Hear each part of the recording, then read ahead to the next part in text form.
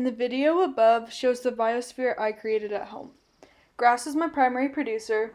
Meanwhile, I have a fungi, worms, roly-polies, and a snail within my biosphere. For my biosphere project, I made a biosphere of the grassland biome. For the abiotic factors of my biome, I included soil, water, and sunlight. The average temperature of my biosphere is around 70 degrees. However, I am misting the biome once per day with water, which also brings up the humidity. Grasslands are located in Argentina, Australia, Central North America, Hungary, New Zealand, Russia, and South Africa. One of my primary producers is grass itself. Grass is adapted to the grassland biome due to them growing from the base of the grass and not from its tip. This adaptation allows grass to survive the extremely dry and hot climate of grasslands that evoke occurring fires. Although I do not have a sunflower in my biome, they are extremely evident in the grassland ecosystem. Sunflowers are able to move their head towards whatever way the sun is facing, which is an adaptation to the specific dry and sunny biome.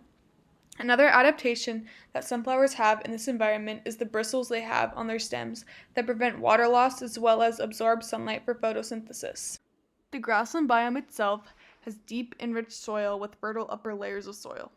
Within my biome, my primary producer was grass. Grass provides oxygen for the fungi growing, and that fungi provides food for the worms in my biosphere. Worms are adapted to the grassland biome because of their natural tendencies to live in nutrient deep soil.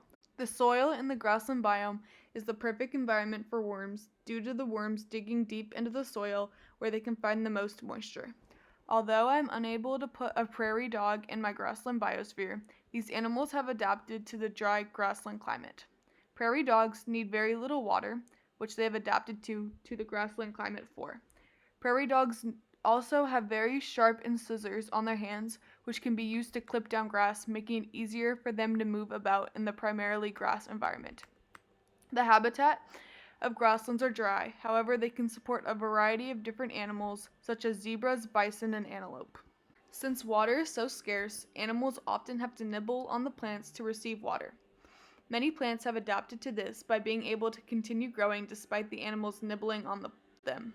An example of a food chain in the grassland ecosystem include grass being the primary producer, grasshoppers being the primary consumer, frogs being the secondary consumer, and a snake being the tertiary. A food web for this ecosystem is shown.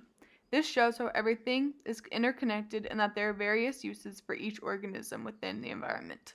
Lastly, looking at various threats to the grassland ecosystem, climate change and development are evident.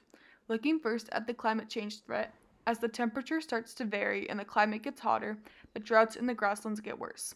The grassland biome does not receive a lot of rainfall as it is, so as the climate gets hotter, the droughts get more severe. Droughts could cause a loss of necessary vegetation. Losing this vegetation could alter the entire ecosystem.